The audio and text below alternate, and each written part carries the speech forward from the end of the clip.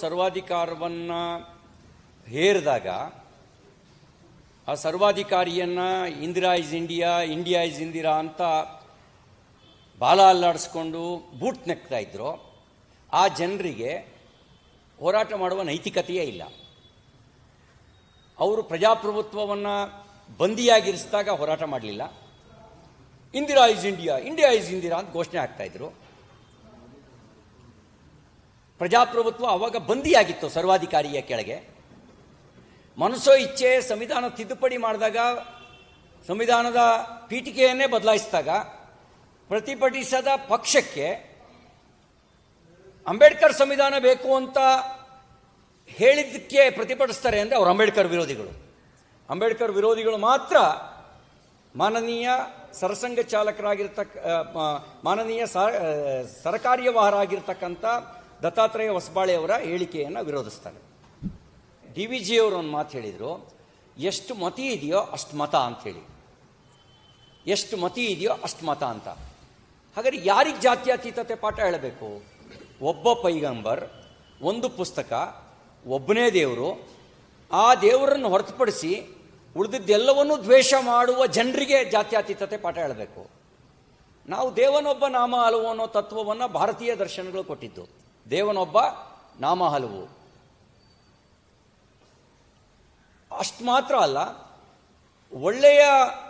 ಒಳ್ಳೆಯದೇನಿದೆ ಅದು ಜಗತ್ತಿನ ಎಲ್ಲ ಕಡೆಯಿಂದಲೂ ಹರಿದು ಬರಲಿ ಅಂತ ಹೇಳಿದ್ರು. ಅನೋ ಭದ್ರ ಎಂತೋ ವಿಶ್ವತಃ, ಅಂದರೆ ವಿಶ್ವದ ಎಲ್ಲ ಕಡೆಗಳಿಂದ ಒಳ್ಳೆಯದು ಹರಿದು ಬರಲಿ ಅಂತ ಹೇಳಿದ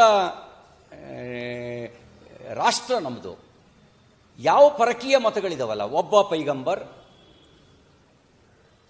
ಅವನೇ ಕಡೆ ಪೈಗಂಬರ್, ಅವನು ಹೇಳಿದ್ದೇ ವೇದವಾಕ್ಯ, ಒಂದೇ ಪುಸ್ತಕದಲ್ಲಿ ಹೇಳಿದ್ದೇ ಸತ್ಯ, ಒಬ್ಬನೇ ದೇವರು, ಇವನು ಬಿಟ್ಟು ಉಳಿದವರೆಲ್ಲ ಸೈತಾನನ್ನು ಪೂಜಿಸ್ತಾರೆ ಅನ್ನುವ ವಿಕೃತ ಮನಸ್ಥಿತಿಯನ್ನು ಹೊಂದಿರತಕ್ಕಂಥ ಜನರಿಗೆ ಜಾತ್ಯತೀತತೆ ಪಾಠ ಹೇಳಬೇಕು. ಹೇಳ್ತಾ ಇದ್ದಾರಾ? ಹೇಳ್ತಾ ಇಲ್ಲ.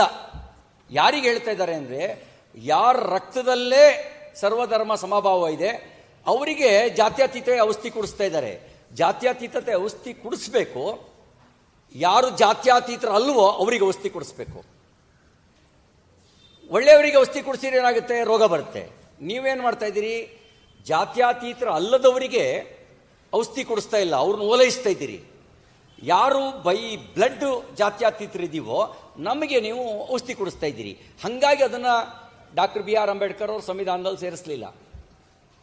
ಅವ್ರ ಸಂವಿಧಾನದಲ್ಲಿ ಆ ಕಾರಣಕ್ಕೆ ಸೇರಿಸಲಿಲ್ಲ. ಹಾಗಾಗಿ ನಮಗೆ ಅಂಬೇಡ್ಕರ್ ಸಂವಿಧಾನ ಬೇಕು. ಅಂಬೇಡ್ಕರ್ ಸಂವಿಧಾನವನ್ನು ಗೌರವಿಸ್ತೇವೆ. ಇಂದಿರಾ ಗಾಂಧಿ ತುರ್ತು ಪರಿಸ್ಥಿತಿಯಲ್ಲಿ ಹೇರಿದ ಸಂವಿಧಾನ ಅದು ಇಟ್ಕೋಬೇಕಾ? ಚರ್ಚೆ ಆಗಬೇಕು. ಚರ್ಚೆ ಪ್ರಜಾಪ್ರಭುತ್ವದ ಒಂದು ಲಕ್ಷಣ. ಯಾರು ಪ್ರಜಾಪ್ರಭುತ್ವವನ್ನು ಸ್ವೀಕಾರ ಮಾಡಿಲ್ವೋ ಆ ಜನ ಚರ್ಚೆಯನ್ನು ವಿರೋಧಿಸ್ತಾರೆ. ಯಾವ ಪಕ್ಷ ಸರ್ವಾಧಿಕಾರಿ ಮಾನಸಿಕತೆಯಿಂದ ಹೊರಗೆ ಬಂದಿಲ್ವೋ ಅವರು ಈ ಚರ್ಚೆಗೆ ತಪ್ಪು ಅರ್ಥ ಬರುವ ರೀತಿಯಲ್ಲಿ ಸುಳ್ಳು ಹೇಳೋಕ್ಕೆ ಬಯಸ್ತಾರೆ. ಅದಕ್ಕೆ ಅಂಬೇಡ್ಕರ್ ಸಂವಿಧಾನ ನಮ್ಮ ಹೃದಯದಲ್ಲಿದೆ. ಅಂಬೇಡ್ಕರ್ ಸಂವಿಧಾನವನ್ನು ವಿರೋಧಿಸೋ ಜನ ಮಾನನೀಯ ದತ್ತಾತ್ರೇಯ ಹೊಸಬಾಳೆಯವರ ಚರ್ಚೆಯನ್ನು, ಅವರು ಹುಟ್ಟಾಕಿದ ಚರ್ಚೆಯನ್ನು ವಿರೋಧಿಸ್ತಾ ಇದ್ದಾರೆ. ಇಷ್ಟೇ.